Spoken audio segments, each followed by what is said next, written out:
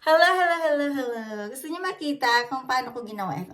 Ito, ayan na nga siya. Ayan na siya kung paano ko ginawa kanina. Dapat kasi guys, itong buhok niya, dapat ay nakakulot pababa. Dahil wala akong pangkulot sa kanyang kababa-babaan, ito, sa baba ng buhokan, lilinawin ko sa iyo, malay ko sa inyo kung ano iniisip niyo. Ito, dahil wala akong pangkulot, huwag ko na lang kukulutin. Yun nga yun.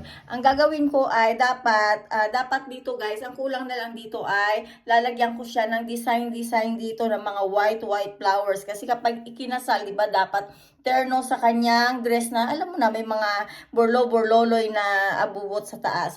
Ayun, kaya ko yun guys. Kaya kong gumawa ng hairstyle ng ikakasal at confirmation yon. At ang binyag ay walang buhok ang mga bata.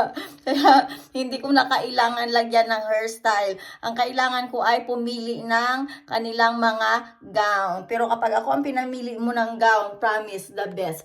At marunong din akong gumawa ng mga bouquet sa kasal. Kung paano gumawa ng mga bulaklak pang kasal, kaya ko yun, yakang-yaka ko yun. Ito.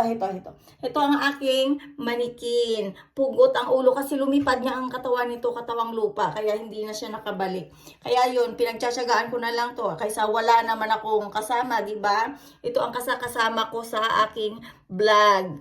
Ayun. Yun lang guys. Ingat kayong lahat. Have a nice day and God bless you all. Please subscribe to my YouTube channels and don't forget to comment and share. Bye! Have a nice day!